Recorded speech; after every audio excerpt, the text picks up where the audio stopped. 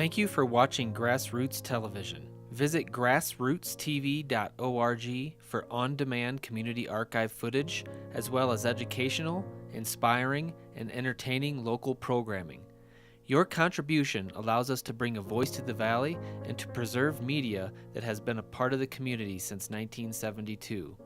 Visit grassrootstv.org and follow us on Facebook, YouTube, SoundCloud, and Twitter.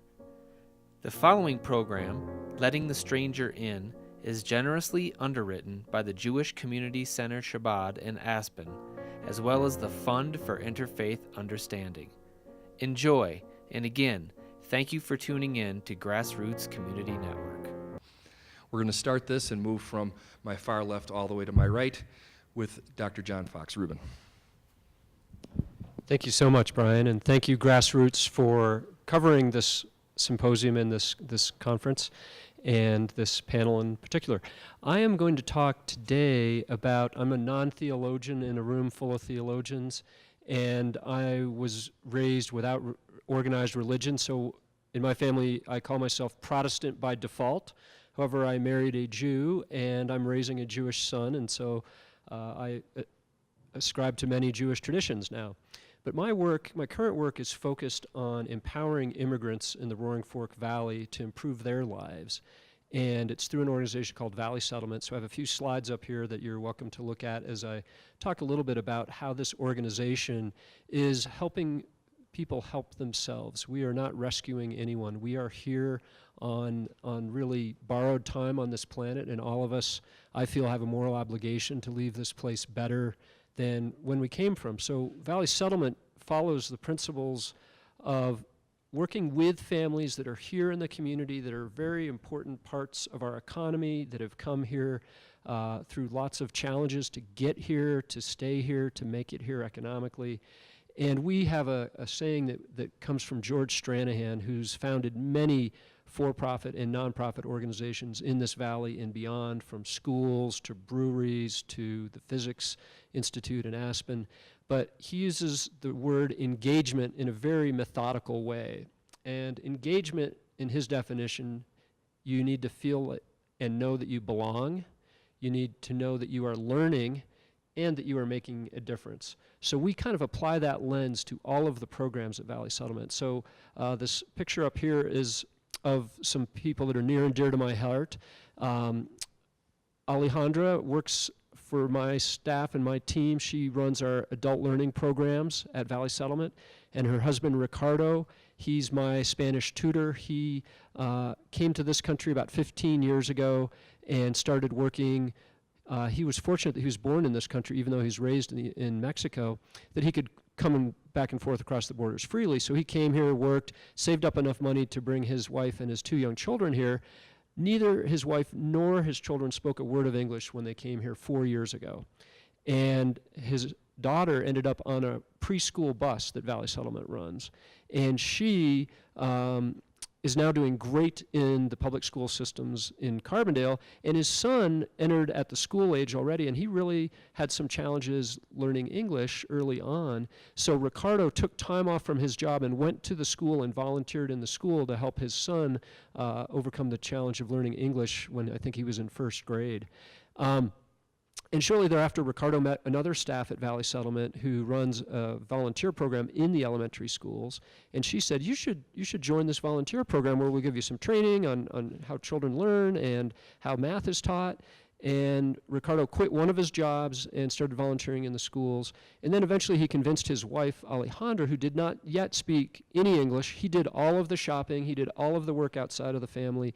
Plus he was holding a job. So it's kind of that vision of Superwoman. Well, he was Superman in that family until Alejandra felt comfortable enough to go volunteer in the elementary school. And within 1 year, her English was starting to flourish and progress. And within the next year, she was speaking so fluently that we brought her to the State House, and one of the pictures here is her speaking at a Colorado Children's Campaign event with the Lieutenant Governor, who felt that he was upstaged by her because she memorized her whole speech in English and presented it. So she now runs our lifelong learning program for adults like herself that are brilliant but haven't had the formal education that they might otherwise have afforded. And we help families kind of through this model of a two-generation model. So we're working with the children and the families, and we call it a two-generation approach. So we're working with families with very young children, with children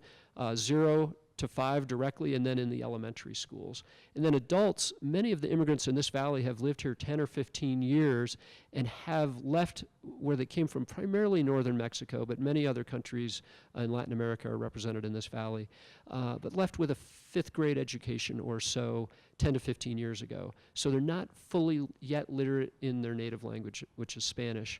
And our programs meet them where they're at. So we can take someone who's at a 5th grade level of education, very smart, very diligent, hardworking, put them in a social cohort, and in a very short amount of time, we can get them up to a GED level, and that gives them access into the Colorado Mountain College community, where there are many certificate programs for personal care attendants and other programs that really help people move from the service economy here, which is usually cleaning rooms or construction or restaurants, and into helping other families. So one of the things that we require in a lot of our programs is perfect attendance and engagement with your child. So when we say 2Gen, all of our programs are working with families, with children, trying to help the whole family succeed. So the child is starting to understand what his or her expectations will be like when they enter kindergarten.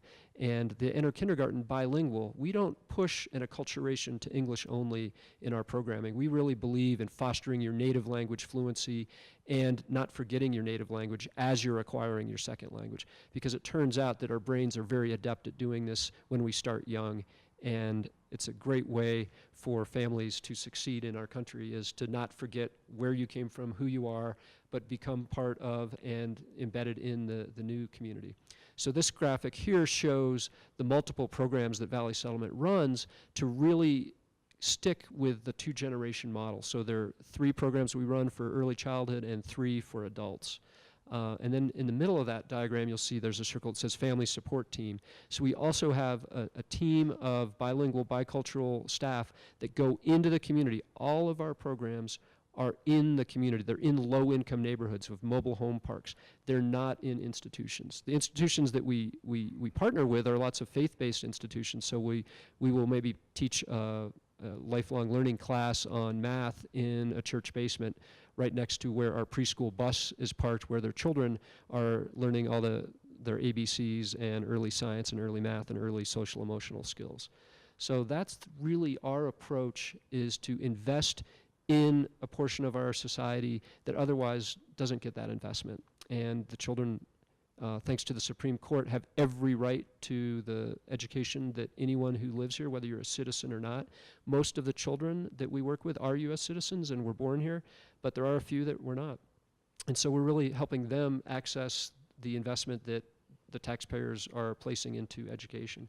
And where does our funding come? It comes from philanthropists, and it comes from county governments who partner with us. And this is just a slide that showcases our budget for the year. It's $2.5 million with about 35 staff. Most of our staff are from the community we serve. We've been very intentional about hiring people based on their skills and their experiences, not on their formal educational attainment. So thank you, and I hope that helps set the stage for how this work is relevant in this community. Thank you for watching Grassroots Television. Visit grassrootstv.org for on-demand community archive footage, as well as educational, inspiring, and entertaining local programming. Your contribution allows us to bring a voice to the Valley and to preserve media that has been a part of the community since 1972. Visit grassrootstv.org and follow us on Facebook, YouTube, SoundCloud, and Twitter. The following program, Letting the Stranger In, is generously underwritten by the Jewish Community Center Chabad in Aspen, as well as the Fund for Interfaith Understanding. Enjoy, and again, thank you for tuning in to Grassroots Community Network.